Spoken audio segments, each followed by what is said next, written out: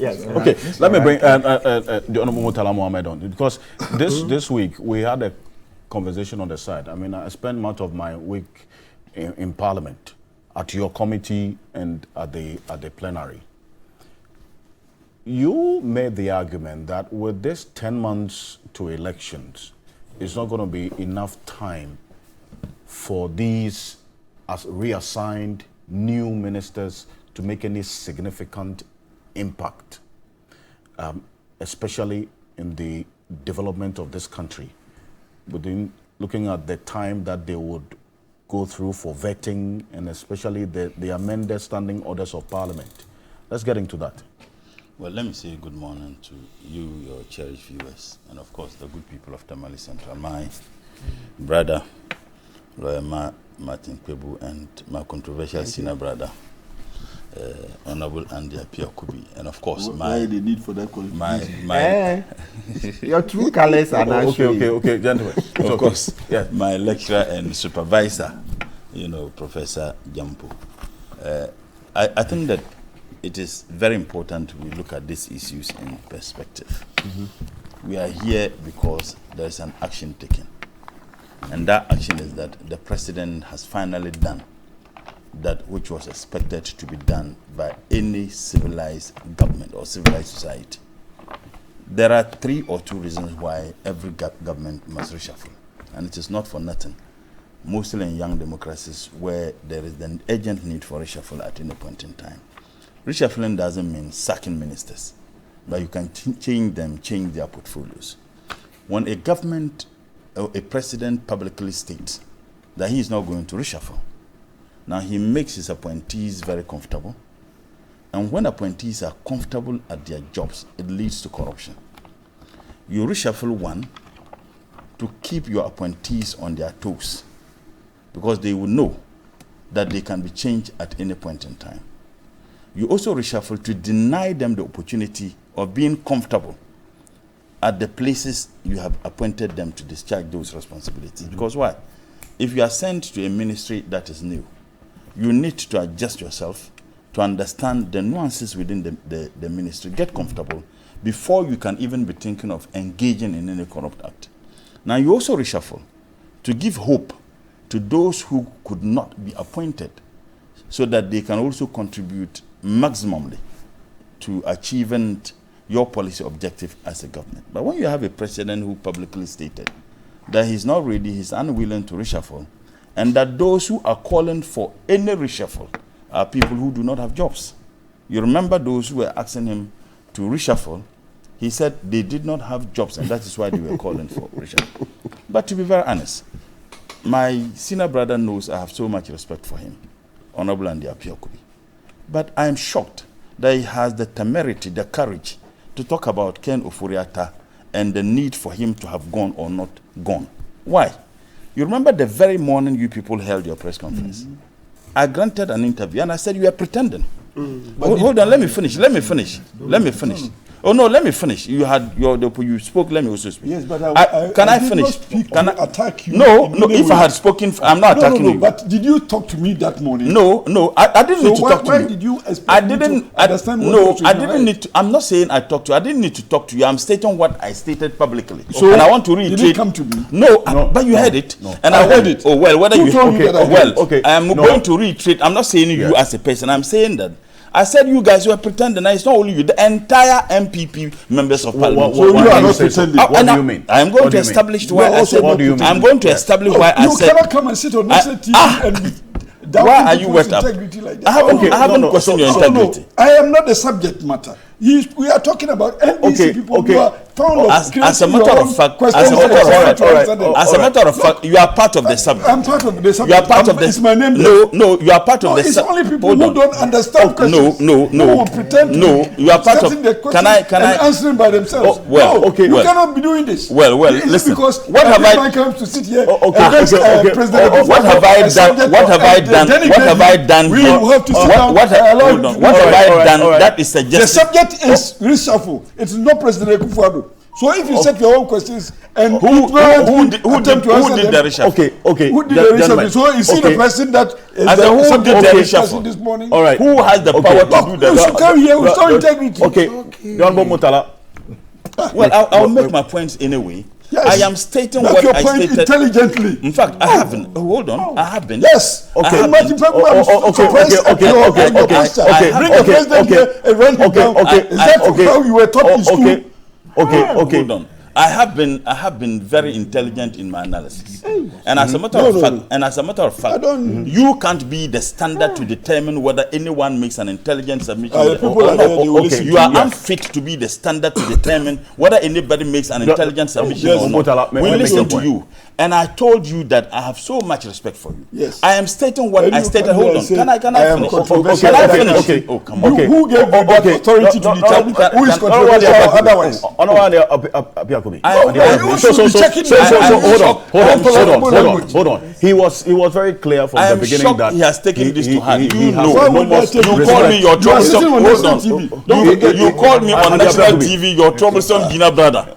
You called me on national TV your troublesome Gina brother. I said you called me. You called me on national TV. You have called me on national TV. You have specifically stated. You have called me on national TV. Your troublesome Gina brother. Am I troublesome? You have called me on national TV. If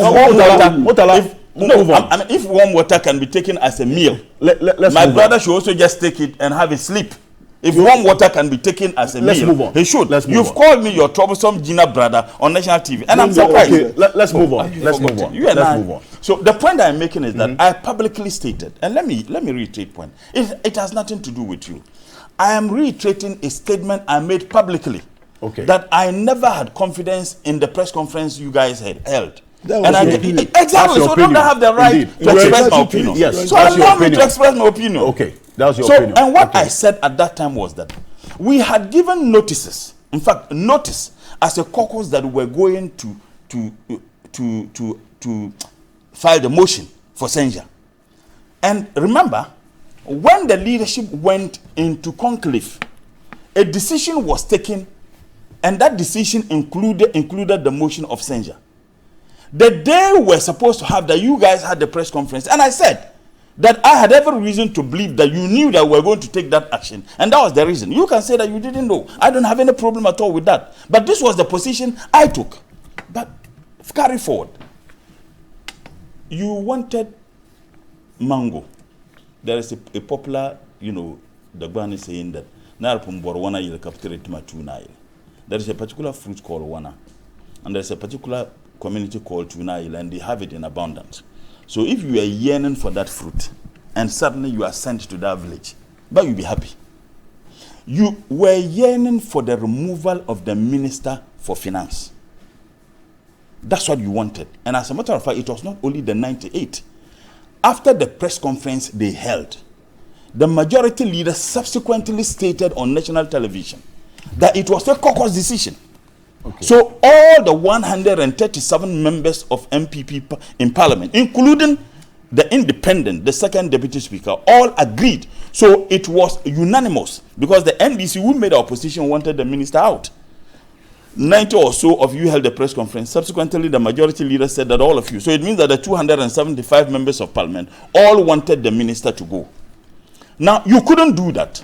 Now, we had a censure. You spoke and voted and debated against the censure. Why wouldn't I describe your position as hypocritical? You wanted the man gone. You couldn't do it. We come with a motion of censure. You wanted him gone. And you should have been willing. Hold on. It doesn't matter.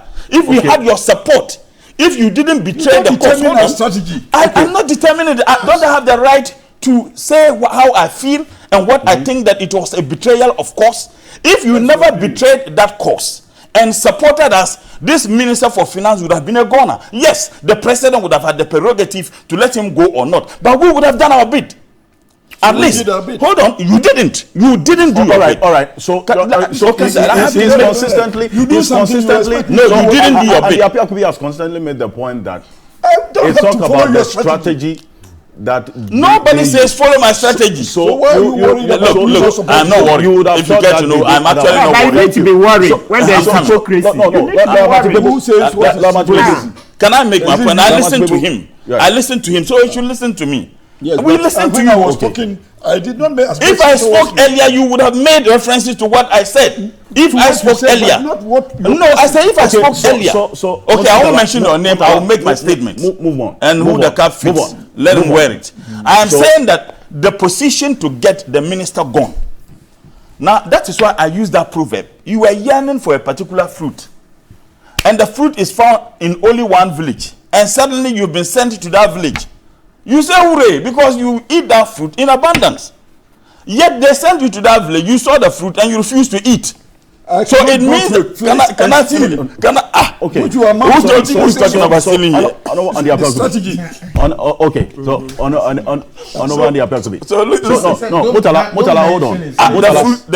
Murtala, I haven't met the fruit. Is that his name? Hold on. Let me do this. That is the fruit. Murtala, hold on. The fruit is there. Go and steal it. Okay, hold on. So I don't even have the right to use hold on. Our intelligence has even been questioned this morning. Hold on. Yes, I know. But the point of just no. I'll let you make your point. Honorable and the appeal could be. Yes. I am going to come to you if you want to respond to some of the things being said. Right. So I would ask, and I would continuously do so, that you remain silent because you have not been invited into this conversation. Some of the interjections I would allow because you were directly referenced. Yes. And you have the right to respond. Of course. At this point, you have not been invited at any point. So respectfully, let's ensure some decorum. Because I'm not going to allow, I'm not going to have anybody interrupt you when you are talking. So let's ensure that level of decorum and move on. Yes. Thank you. Let me just state, and I find it extremely, discomforting that my brother would assume that anybody will sit here and impugn on his integrity. He knows I have so much respect for him. He knows that we are having an intellectual discourse. Right. And having an intellectual discourse must not necessarily be entirely pleasant to you. No. Hold on. It must not necessarily be entirely pleasant to you. We would have our discussion. You have the opportunity to also come in. First and foremost, there was a decision taken. That decision was led by you. And you are not just you, Mr. Andiapia Kubi. You are a member of parliament. Okay. You led a whole caucus to take a decision. Many Ghanaians agreed with that decision. Prof actually spoke. People hailed you.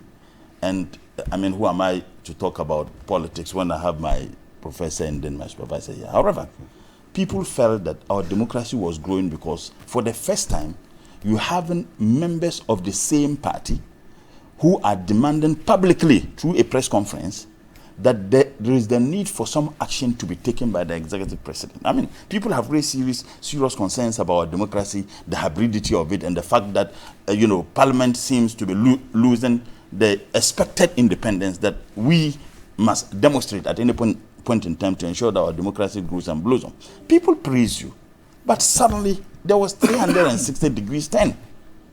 Look here, you, my senior brother, and I'm in fact 180 degrees. You, my senior brother, I have had the cause to have raised concerns about you. Nobody forced you. You stated publicly that a businessman came attempting to bribe you publicly.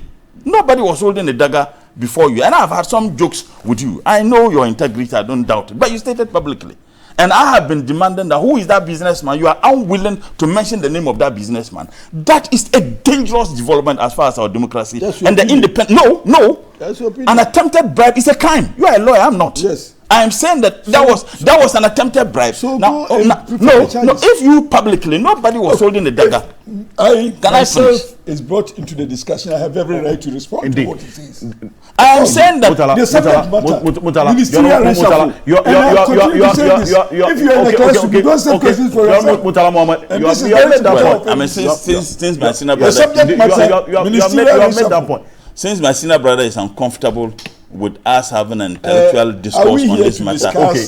Are you the host? Are you the host? Okay. Are you the host? Okay.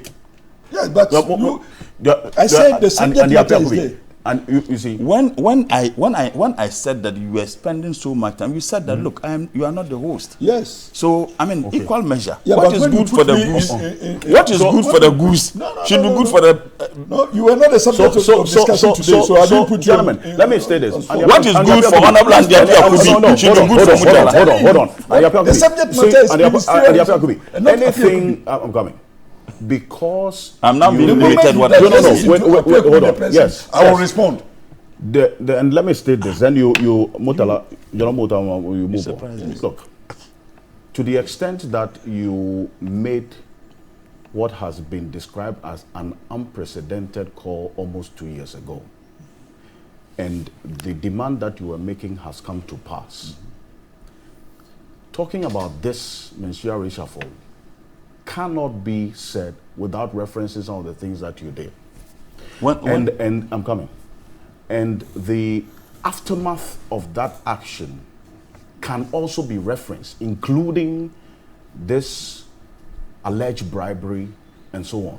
As for that one, when we are having this conversation, it cannot be left out because these are the outcomes. These are the outcomes of the incident, the aftermath. Oh, so that's what I just wanted you to necessarily take into consideration. This cannot be said without making those references. So take that and let's move on. Yes. Well, my honorable friend and senior brother was the first discussant, and when you put the question to him, you asked him about a position he took on the matter of a reshuffle that many Ghanaians expected, and yes, was specific. He didn't just go start saying that Honorable Adam Mohammed Anta has been moved as the minister. He didn't talk about that. He talked about the position they took. Now, we are being denied in a democracy. We are being denied by a member of parliament and a lawyer from exercising the same rights he exercised on this program just some few minutes ago. Then perhaps our democracy has gone bananas. He had the right to speak on the matter he spoke on. We are not given the same right. And I have been bullied on this program, but I wouldn't be bullied. I wouldn't be bullied. He can't determine to me how I have my discussions and analysis. He has the right to rebut whatever I say. But he should accord me the same respect I accorded him. And in fact, when he was speaking throughout, I never interjected. So please allow me to make my points. I'm saying that it is not only necessary, but essential that when you have a businessman who has no business, as far as our parliamentary work is concerned, had the courage, the temerity, the fortitude to come to bribe members of parliament, and you think that this is not a matter we should be concerned about, then we must as well abandon this democracy. And the point I'm making is that nobody was holding a dagger behind you to make that statement. You made it willingly. Now, if you did so, you should be more than willing to mention the name of that businessman. But I will leave that one at that. But you see, I have indicated why we think that this reshuffle for me is much ado about nothing. It's like pouring a voltic water into a bottle of wine, expecting that voltic water will become wine. It won't. You need not less than a month, perhaps 2 months, to have these ministers vetted and approved. We are in February, right? So by the time you finish vetting and approval, it will be somewhere April. Even if you do it expeditiously? Expeditiously. I mean, you need not less than 1 month, not less than 1 month to 2, to have them vetted and approved. As I talk to you, he knows. Parliament, we are having a workshop on the new standing orders. And by the time we finish, 1 week is gone. By the time you realize the vetting committee, if there are petitions, they would have to look at those petitions. They sit on the vetting. The debate is going to, even if they do it expeditiously, it is going to be 1 month. So that's why I'm saying that less 2 months, March, April. Those ministers who are new, you would need not less than 5 months, 6 months to get settled in any ministry. And mind you, some of them have never held any ministerial position or deputy ministerial position before. Now, if you take Adam Mohammed Anta, who happened to be a senior brother and a teacher of mine, he had been at the ministry barely a year ago as a minister of state at the Ministry of Finance. He has now been made the minister. Perhaps he would have appreciated some of the issues better. But even ministers who are being moved from other ministries. He made the minister or in the designation they captured it as Minister of State. You look at no, he was a Minister of State at the Ministry of Finance. No, even now. No, move from a minister, Ofuriatta goes. Those who have replaced the substantive ones have been designated as ministers of state. I would even come to there is something more serious about his appointment that I would want us to look at. Now, if you look at the other ministers, even if, say, my good friend Asansu, he has been moved from Minister of Works and Housing to Minister of Roads, another very complex ministry. He would need not less than 5 months or 6 months or 3 months, the fastest to be able to adjust. Now, if vetting and approvals are all done by April, let's say ending of March, April, by June, the ban on political party campaigning activities would have been lifted. So they won't even have time to adjust. They won't. And those ministers who are just fresh, new, who have been sent to ministry, my sister, Dakwa Newman, it's a completely new ministry. She has never been a deputy minister. She had never been, even if she had been a deputy minister in a different ministry. This is completely a very complex ministry. How is she going to even man the affairs of the ministry? I'm not doubting her competency and her intelligence as always have been questioned on this program by my senior brother. I won't do that anyway. But the difference is that whereas we can help it, some people cannot. She is new and she's going to that ministry. How is she going to? So we are looking at the timing. To be very honest with you, take the Minister of Finance.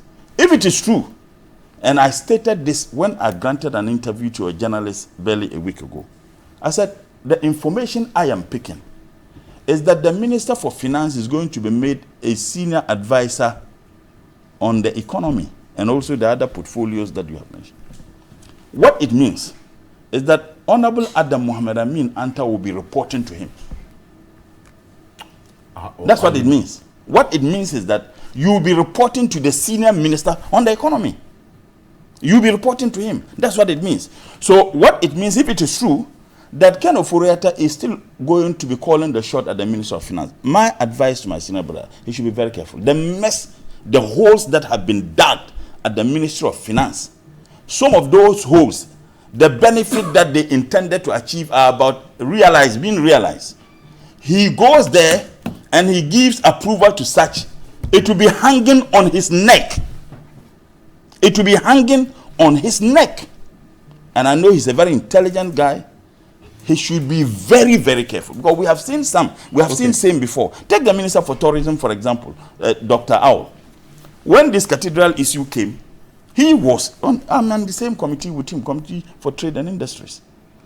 He and his ministry never participated in coming out with the budget for the cathedral.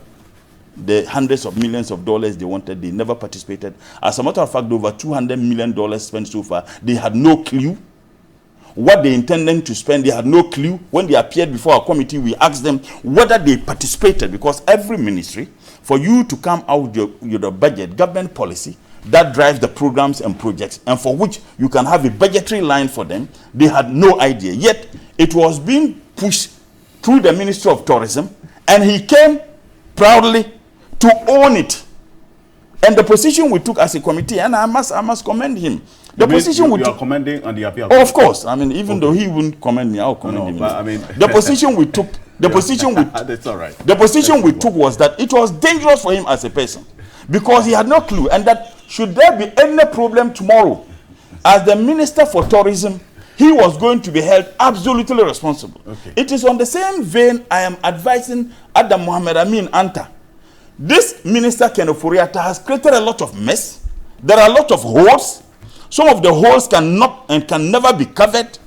If he doesn't take time, he will come and own those mess. And tomorrow, because there will be a day for accountability. Okay. And that day, inshallah, is coming very soon. Now, right. If he owns those mess, and the day for accountability comes, he will not say that I didn't start it. I had no idea, because I was appointed a minister for barely a year, and I had no objection, and I had to approve them. That no, the law. I mean, there are lawyers that the law would not give a hoot about the justification you want to provide. But let me just conclude on this. You see, I think that this appointment the information I got, and he's in MPP, he's not in government. It was Dr. Bawumia's appointment. Oh no, you are an MPP, but that's a difference between being an MPP. But yes. The appointment was Dr. Bawumia's appointment. Wow, how? I mean, look, this is I can tell you, and I can tell you if we want to be sincere, the president told him. How did you know that? How did I have you my know source.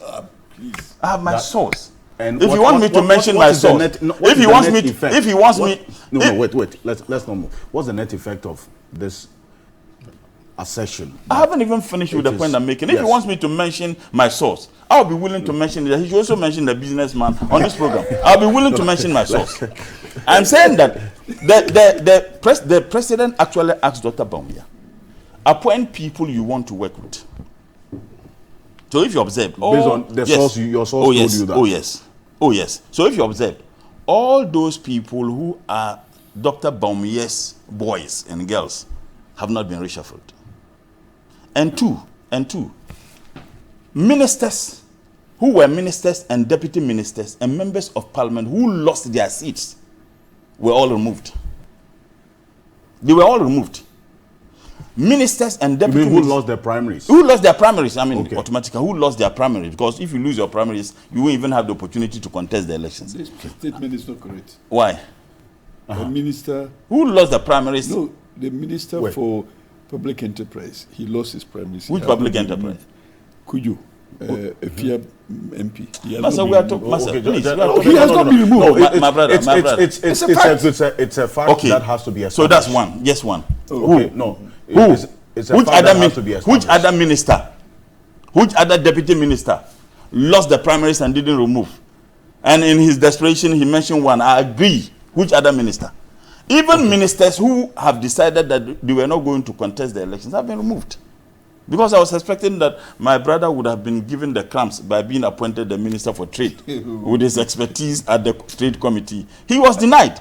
I'm saying that all those, apart from the one he mentioned, deputy ministers and ministers will. In fact, there's a minister who Dr. Bawumia asked Dr. Gideon Boaku to go and contest. Contested the lady, removed the lady, and they removed the lady again as a minister of state. When she went to that ministry, barely 5 months or how many months ago.